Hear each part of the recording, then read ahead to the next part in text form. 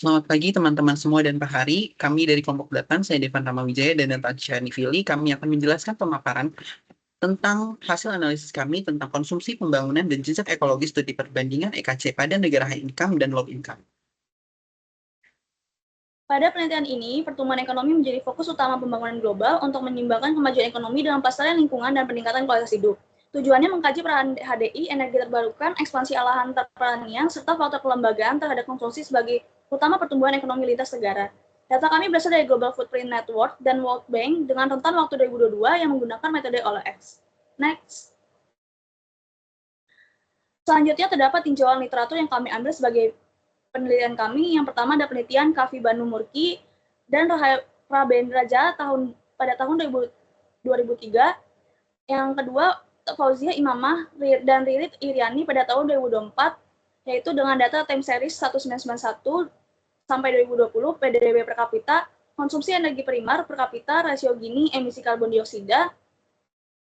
Dengan variabel yang digunakan adalah Y sebagai degradasi lingkungan, X1 pertumbuhan ekonomi, X2 konsumsi energi, X3 ketimpangan pendapatan, dengan hasil X1 terhadap Y minus, X2 terhadap Y plus, X3 terhadap Y minus. Selanjutnya,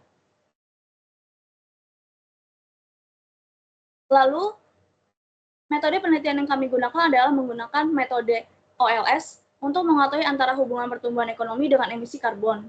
Yaitu dengan dilihat dari model ekonometrika yang kami pakai adalah model Y sama dengan beta 0 plus beta tambah beta 1 X1 tambah beta 2 X2 pangkat 2 tambah beta 3 X3 tambah B4 X4 tambah error dengan keterangan sebagai berikut.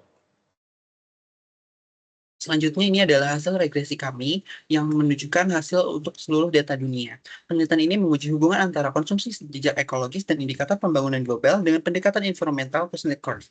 Hasil regresi menunjukkan HDI memiliki hubungan non-linear yang signifikan di mana konsumsi menurun di awal pembangunan tapi meningkat lagi setelah titik tertentu. Variabel agrikultural land dan energi terbarukan terbukti signifikan menurunkan konsumsi, menunjukkan peran penting keberlanjutan dalam pemanfaatan lahan dan energi.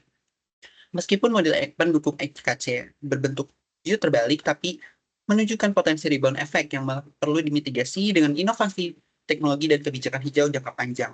Selanjutnya kami membagi dua data kami menjadi dua bagian, yaitu dengan negara berpendapatan tinggi dan berpendapatan rendah. Berikut adalah hasilnya. Hasil regresi kami pada negara berpendapatan rendah menunjukkan pola U-shape yang mendukung teori EKC, di mana peningkatan kesejahteraan awalnya meningkatkan degradasi lingkungan, namun setelah mencapai titik balik, pertumbuhan tersebut mengurangi jejak ekologis. Variabel pertanian berkontribusi positif terhadap peningkatan jejak ekologis karena alih fungsi lahan. Sementara itu, pada negara berpendapatan tinggi, memperburuk tekanan lingkungan. Meskipun transisi energi bersih efektif dalam mengurangi jejak ekologis, model pada negara kaya hanya menjelaskan 36,2% variasi jejak ekologis mencerminkan kompleksivitas hubungan ekonomi dan lingkungan serta kebijakan yang berbeda-beda pada negara berpendapatan tinggi. Maka kesimpulan kami pada penelitian ini mengkonfirmasi dan mendukung bahwa adanya hubungan antara pembangunan, ekonomi, dan tekanan lingkungan yang digambarkan dengan variabel HDI dan consumption dalam ecological footprint. Pada analisis regresi kami memiliki tiga pola utama, yaitu global memperlihatkan pola variabel renewable energy memiliki dampak 2,3 kali lebih kuat pada negara maju.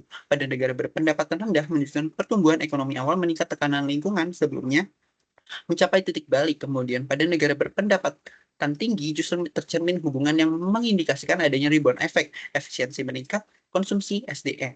Pada negara berpendapatan tinggi, ini kami melihat adanya pola yang lebih kompleks, hingga diperlukan pendekatan kebijakan yang lebih spesifik. Saran kami untuk penelitian selanjutnya adalah memasukkan variabel seperti Green Innovation Index sebagai variabel kontrol dan memperdalam analisis. Sekian pemaparan kami, terima kasih.